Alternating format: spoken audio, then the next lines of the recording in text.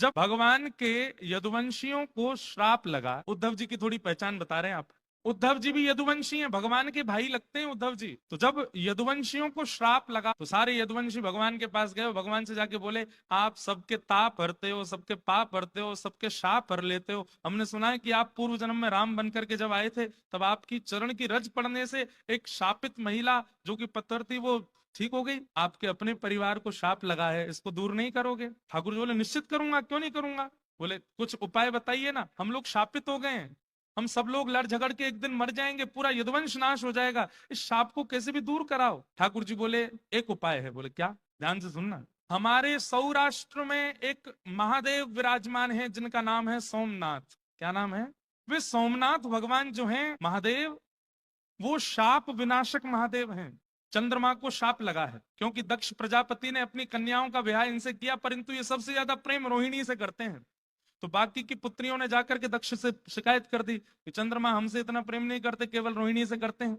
तो दक्ष प्रजापति ने बिना कुछ सोचे समझे शाप दे दिया कि तुम अपने सुंदर रूप का बड़ा गुमान है, तुम अपने रूप से विहीन हो जाओ। तो चंद्रमा ने कहा ससुर जी, अगर मैं रूप विहीन हो गया तो आपकी पुत्रियां सब विधवा हो जाएंगी। मैंने प्राण त्याग दिए, रूप विहीन का मतलब तुम अंतर ध्यान हो जाओ, प्राण त्याग दो, आपकी पुत्रियां विधवा हो जाएंगी। दक्ष बोले ये तो मैंने सोचा ही नहीं, बिना विचार किए क्रोध कर दिया, अब क्या करें।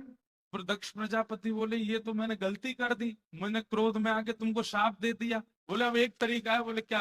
शाप खत्म तो नहीं हो सकता, पर शाप के प्रतिफल वरदान मिल सकता है, और वो केवल महादेव दे सकते। तो महादेव की आराधना करो। तब सोम यानी कि चंद्रमा ने आकर के वहां आकर के तप किया समुद्र में खड़े होकर के, इसीलिए वहां सोमनाथ प्रकट हुए, चंद्रमा के नाथ। और सोमनाथ महादेव प्रकट होकर के बोले देखिए शाप तो नहीं कटेगा, लेकिन हाँ हमारा आशीर्वाद है, 15 दिन तुम शाप में रहोगे और 15 दिन हमारे आशीर्वाद में रहोगे।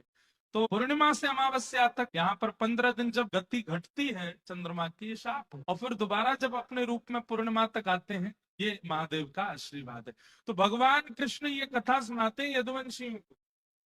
हमारे यदुवंश को शाप लग चुका है, अब शाप दूर करने की सामर्थ्य तो महादेव में है, कोई ना कोई उपाय तो महादेव बताएंगे। जिस समय भगवान ये प्रवचन कर रहे हैं तब सब लोग कहाँ हैं? द्वारिका में। और वो द्वारिका कौन सी है?